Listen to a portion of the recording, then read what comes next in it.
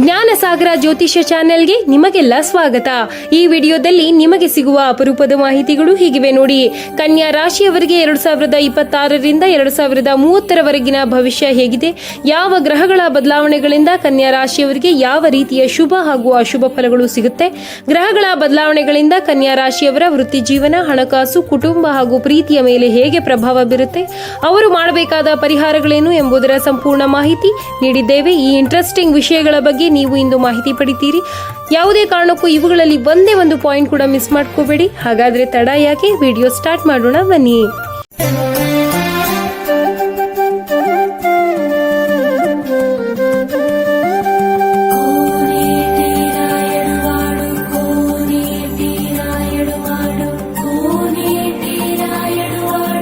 ಜ್ಯೋತಿಷ್ಯ ಶಾಸ್ತ್ರದ ಪ್ರಕಾರ ಕನ್ಯಾ ರಾಶಿಯು 12 ರಾಶಿ ಚಕ್ರಗಳಲ್ಲಿ 6ನೇ ರಾಶಿಯಾಗಿದೆ.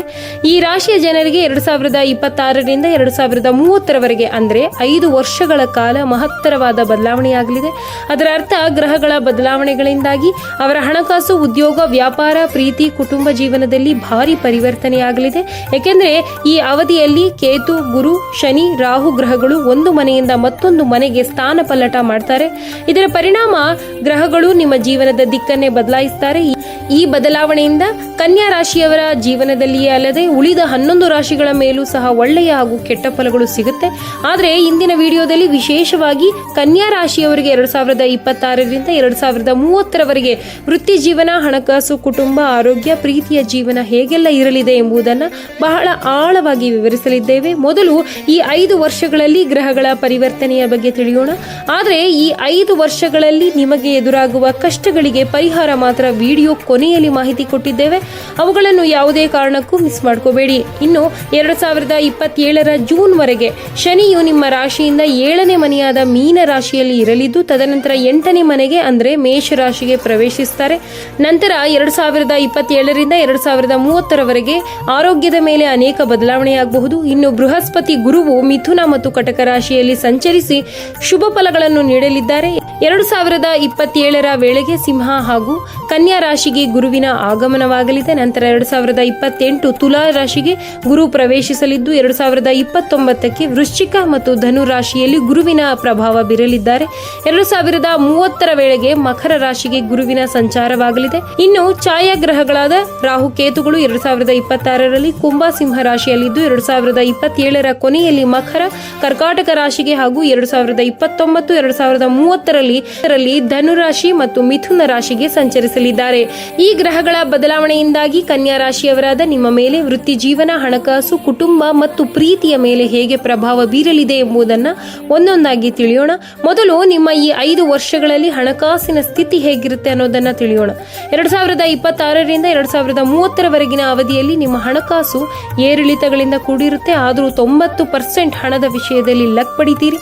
2026, 28, 2030 ವರ್ಷಗಳಲ್ಲಿ ಗುರುವಿನ ಅನುಕೂಲಕರ ಸ್ಥಾನದಿಂದಾಗಿ ಆದಾಯದ ಮೂಲಗಳು ಹೆಚ್ಚಾಗಲಿವೆ. ಹಳೆಯ ಬಾಕಿ ಸಾಲಗಳು ತೀರಿ ಹೋಗುತ್ತೆ. 2028ರಲ್ಲಿ ಗುರುವು 2ನೇ ಮನೆಗೆ ಅಂದರೆ ಧನಸ್ಥಾನಕ್ಕೆ ಬರೋದ್ರಿಂದ ಕನ್ಯಾ ರಾಶಿಯವರಾದ ನಿಮಗೆ ಅನಿರೀಕ್ಷಿತ ಧನಲಾಭ, ಕುಟುಂಬದ ಆಸ್ತಿಯಿಂದ ಲಾಭ ದೊರೆಯುತ್ತೆ. 2030ರ ಹೊತ್ತಿಗೆ ಆರ್ಥಿಕ ಸ್ಥಿತಿ ಸಂಪೂರ್ಣವಾಗಿ ಭದ್ರವಾಗುತ್ತೆ. ಆದರೆ 2027ರಲ್ಲಿ ಅಷ್ಟಮ ಶನಿಯ ಪ್ರಭಾವದಿಂದಾಗಿ ನಿಮಗೆ ಅನಿರೀಕ್ಷಿತ ಖರ್ಚುಗಳು ಎದುರಾಗಬಹುದು. ವೈದ್ಯಕೀಯ ವೆಚ್ಚಗಳು ಅಥವಾ ಮನೆ ರಿಪೇರಿಯಂತಹ ವಿಷಯಗಳಿಗೆ ಹಣ ವ್ಯಯವಾಗುತ್ತೆ. ಹಾಗಾಗಿ ಈ ವರ್ಷಗಳಲ್ಲಿ ಮುಖ್ಯವಾಗಿ ಹಣಕಾಸಿನ ವಿಷಯದಲ್ಲಿ ಜಾಗರೂಕರಾಗಿರಿ ಅಂತ ಸಲಹೆ ನೀಡ್ತೇವೆ. ಈಗ 2030ರವರೆಗೆ ನಿಮ್ಮ ವೃತ್ತಿ ಜೀವನ ಹೇಗಿರುತ್ತೆ ಅನ್ನೋದನ್ನ ತಿಳಿಯೋಣ. 2026, 2029, 2030 ಈ ವರ್ಷಗಳಲ್ಲಿ ವೃತ್ತಿ ಜೀವನದಲ್ಲಿ ಬಹಳನೇ ಪ್ರಗತಿ ಕಾಣ್ತೀರಿ. ಕರ್ಮಸ್ಥಾನ ಹಾಗೂ ಲಾಭಸ್ಥಾನಗಳ ಬಲದಿಂದಾಗಿ ಸಂಬಳದಲ್ಲಿ ಹೆಚ್ಚಳ, ಬಡ್ತಿ ದೊರೆಯುತ್ತೆ. ಉದ್ಯೋಗ ಬದಲಾಯಿಸಲು ಬಯಸುವವರಿಗೆ ಸೂಕ್ತ ಆಫರ್ಗಳು ಸಿಗುತ್ತೆ. 2029ರಲ್ಲಿ ವಿದೇಶಿ ಸಂಸ್ಥೆಗಳ ಜೊತೆ ಕೆಲಸ ಮಾಡುವ ಯೋಗ ಕೂಡ ಇದೆ. 2030ರ ವೇಳೆಗೆ ವೃತ್ತಿಯಲ್ಲಿ ಸ್ಥಿರತೆ ಮತ್ತು ಗೌರವ ದೊರೆಯುತ್ತೆ. ಆದರೆ 2027 ಮತ್ತು 28ರಲ್ಲಿ ಮೇಲಾಧಿಕಾರಿಗಳೊಂದಿಗೆ ಅಥವಾ ಸಹೋದ್ಯೋಗಿಗಳೊಂದಿಗೆ ಕೆಲಸದ ವಿಚಾರದಲ್ಲಿ ಸಣ್ಣ ಪುಟ್ಟ ಮನಸ್ತಾಪಗಳು ಬರಬಹುದು. ಹಾಗಾಗಿ ಸ್ವಲ್ಪ ಜಾಗರೂಕವಾಗಿರಿ. ಈಗ 2030ರವರೆಗೆ ನಿಮ್ಮ ವ್ಯಾಪಾರ ವ್ಯವಹಾರ ಹೇಗಿರುತ್ತೆ ಅನ್ನೋದನ್ನ ತಿಳಿಯೋಣ. 2026, 29, 2030ರಲ್ಲಿ ಹೊಸ ಉದ್ಯಮ ಪ್ರಾರಂಭ ಮಾಡಲು ಉತ್ತಮ ವರ್ಷಗಳಾಗಿವೆ.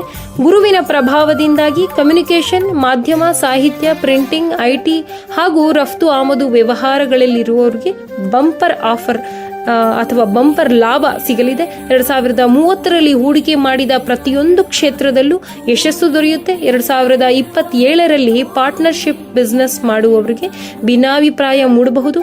ಈಗ 2030ರವರೆಗೆ ನಿಮ್ಮ ಕುಟುಂಬ ಜೀವನ ಹೇಗಿರುತ್ತೆ ಅನ್ನೋದನ್ನ ನೋಡೋಣವಾ. 2026, 28, 30 ವರ್ಷಗಳಲ್ಲಿ ಕುಟುಂಬದಲ್ಲಿ ಮದುವೆ, ಗೃಹ ಪ್ರವೇಶದಂತಹ ಶುಭ ಕಾರ್ಯಕ್ರಮಗಳು ಜರುಗುತ್ತೆ. ಆದರೆ 2028ರಲ್ಲಿ 2ನೇ ಮನೆಗೆ ಗುರುವಿನ ಸಂಚಾರವಾಗೋದ್ರಿಂದ ಕುಟುಂಬದ ಸದಸ್ಯರ ಸಂಖ್ಯೆ ಹೆಚ್ಚಾಗಬಹುದು, ಅಂದರೆ ಮಗುವಿನ ಆಗಮನವಾಗಬಹುದು.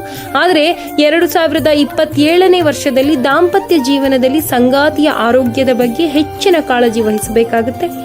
ಇನ್ನು ನಿಮ್ಮ ವೈವಾಹಿಕ ಜೀವನ ಹಾಗೂ ಪ್ರೀತಿಯ ಬಗ್ಗೆ ತಿಳಿಯೋಣ. 2026, 28, 30 ವರ್ಷಗಳು ಪ್ರೇಮಿಗಳಿಗೆ ಅತ್ಯಂತ ಪ್ರಶಸ್ತವಾದ ವರ್ಷಗಳಾಗಿವೆ. ಹೌದು, ಪ್ರೀತಿಸುವವರಿಗೆ ಈ ವರ್ಷಗಳು ಅತ್ಯಂತ ಮಧುರವಾಗಿವೆ. ಹಿರಿಯರ ಸಮ್ಮತಿಯೊಂದಿಗೆ ಪ್ರೇಮ ವಿವಾಹವಾಗುವ ಯೋಗವಿದೆ. ವಿವಾಹವಾಗದೇ ಇರೋರಿಗೆ ಕಂಕಣ ಭಾಗ್ಯ ಕೂಡಿ ಬರುತ್ತೆ. ಆದರೆ ನೀವು ಹುಷಾರಾಗಿರಬೇಕಾದ ವರ್ಷವೆಂದರೆ 2027ರಲ್ಲಿ 7ನೇ ಮನೆಯ ಶನಿ ಸಂಚಾರದಿಂದಾಗಿ ಪ್ರೇಮಿಗಳ ನಡುವೆ ಸಣ್ಣ ಪುಟ್ಟ ಅನುಮಾನಗಳು ಅಥವಾ ತಪ್ಪು ಗ್ರಹಿಕೆಗಳು ಮೂಡಬಹುದು. ಅಂದಹಾಗೆ ಆರೋಗ್ಯವಾಗಿದ್ದರೆ ಉದ್ಯೋಗ, ಕುಟುಂಬ, ವ್ಯಾಪಾರ, ದಾಂಪತ್ಯ ಎಲ್ಲವೂ ಚೆನ್ನಾಗಿರುತ್ತೆ ಅಲ್ವಾ. ಹಾಗಾದ್ರೆ ಈ 5 ವರ್ಷಗಳು ನಿಮ್ಮ ಆರೋಗ್ಯ ಹೇಗಿರುತ್ತೆ ಅನ್ನೋದನ್ನ ತಿಳಿಯೋಣ. 2026, 29, 30 ವರ್ಷಗಳಲ್ಲಿ ನಿಮ್ಮ ಶಾರೀರಿಕ ಹಾಗೂ ಮಾನಸಿಕ ಆರೋಗ್ಯವು ಉತ್ತಮವಾಗಿರುತ್ತೆ. ಆದರೆ 2027, 28ರ ಮಧ್ಯಭಾಗದಲ್ಲಿ ಶನಿಯು 8ನೇ ಮನೆಗೆ ಪ್ರವೇಶಿಸೋದ್ರಿಂದ ಆರೋಗ್ಯದಲ್ಲಿ ಏರಿಳಿತಗಳು ಉಂಟಾಗಬಹುದು. ವಿಶೇಷವಾಗಿ ನರಗಳ ದೌರ್ಬಲ್ಯ, ಬೆನ್ನು ನೋವು, ಕಾಲು ನೋವು, ಅಜೀರ್ಣ, ಚರ್ಮ ಸಂಬಂಧಿ ತೊಂದರೆಗಳು ಕಾಣಿಸಿಕೊಳ್ಳಬಹುದು. ಹಾಗಾಗಿ ದಿನನಿತ್ಯ ಯೋಗ, ಪ್ರಾಣಾಯಾಮ ಮತ್ತು ಸಮತೋಲಿತ ಆಹಾರ ಪದ್ಧತಿಯನ್ನು ಅಳವಡಿಸಿಕೊಳ್ಳಿ. ಕೊನೆಯದಾಗಿ ಕನ್ಯಾ ರಾಶಿಯವರು 2030ರವರೆಗೆ ಮಾಡಬೇಕಾದ ಸರಳ ಪರಿಹಾರಗಳ ಬಗ್ಗೆ ಮಾಹಿತಿ ಇಲ್ಲಿದೆ. ಮುಂದಿನ 5 ವರ್ಷಗಳಲ್ಲಿ ಬರುವ ಸವಾಲುಗಳನ್ನು ಹೇಗೆ ಎದುರಿಸಬೇಕು, ವಿಶೇಷವಾಗಿ ಅಷ್ಟಮ ಶನಿ ಪ್ರಭಾವವನ್ನು ಹಾಗೂ ರಾಹು ಕೇತುಗಳ ದೋಷವನ್ನು ನಿವಾರಿಸಿಕೊಳ್ಳಲು ಯಾವ ಪರಿಹಾರಗಳನ್ನು ಮಾಡಬೇಕು ಎಂಬುದನ್ನು ತಿಳಿಯೋಣ. ಪ್ರತಿ ಶನಿವಾರ ಹನುಮಾನ್ ಚಾಲಿಸ ಪಠಿಸಿ ಅಥವಾ ಶನಿ ದೇವಸ್ಥಾನಕ್ಕೆ ಎಳ್ಳೆಣ್ಣೆ ದಾನ ಮಾಡಿ. ಪ್ರತಿ ಬುಧವಾರ ಗಣಪತಿಗೆ ಗರಿಕೆ ಅರ್ಪಿಸಿ ಮತ್ತು ಓಂ ಗಂ ಗಣಪತಿಯೇ ನಮಃ ಅಂತ ಜಪಿಸಿ. ವಿಕಲಚೇತನರಿಗೆ ಅಥವಾ ಬಡ ವಿದ್ಯಾರ್ಥಿಗಳಿಗೆ ಅಥವಾ ನಿರ್ಗತಿಕರಿಗೆ ಆಹಾರ ಮತ್ತು ಬಟ್ಟೆ ದಾನ ಮಾಡೋದು ಸಕಲ ದೋಷಗಳು ನಿವಾರಣೆಯಾಗುತ್ತೆ. ಈ ಸರಳ ಪರಿಹಾರ ಮಾಡೋದ್ರಿಂದ ನಿಮ್ಮ ಎಲ್ಲ ದೋಷಗಳು, ಗ್ರಹಗಳ ಪ್ರಭಾವಗಳು ಕಡಿಮೆಯಾಗುತ್ತೆ. ನೋಡಿದ್ರಲ್ಲ ಸ್ನೇಹಿತರೆ, ಕನ್ಯಾ ರಾಶಿಯವರ 5 ವರ್ಷದ ಭವಿಷ್ಯವನ್ನ. ನಿಮಗೆ ಯಾವ ರಾಶಿಯ 5 ವರ್ಷದ ಭವಿಷ್ಯ ಬೇಕು ಅನ್ನೋದನ್ನ ಕಾಮೆಂಟ್ ಬಾಕ್ಸ್ ನಲ್ಲಿ ನಮಗೆ ತಿಳಿಸಿ. ಮುಂದಿನ ವಿಡಿಯೋದಲ್ಲಿ ಮತ್ತೊಂದು ಆಸಕ್ತಿದಾಯಕ ಮಾಹಿತಿಯ ಜೊತೆ ಮತ್ತೆ ನಿಮ್ಮ ಮುಂದೆ ಬರ್ತೀವಿ. ವಿಡಿಯೋ ನೋಡಿದ್ದಕ್ಕೆ ಧನ್ಯವಾದಗಳು. ದಯವಿಟ್ಟು ಹೆಚ್ಚಿನ ವಿಡಿಯೋಗಳನ್ನು ನೋಡಲು ಸಬ್ಸ್ಕ್ರೈಬ್, ಲೈಕ್, ಕಾಮೆಂಟ್ ಮಾಡಿ. ಮತ್ತು ನಿಮಗೆ ಇಂತಹ ವಿಡಿಯೋ ಇಷ್ಟವಾದರೆ ದಯವಿಟ್ಟು ನಿಮ್ಮ ಫ್ಯಾಮಿಲಿ ಮತ್ತು ಫ್ರೆಂಡ್ಸ್ ಜೊತೆ ಹಂಚಿಕೊಳ್ಳಿ. ಧನ್ಯವಾದಗಳು.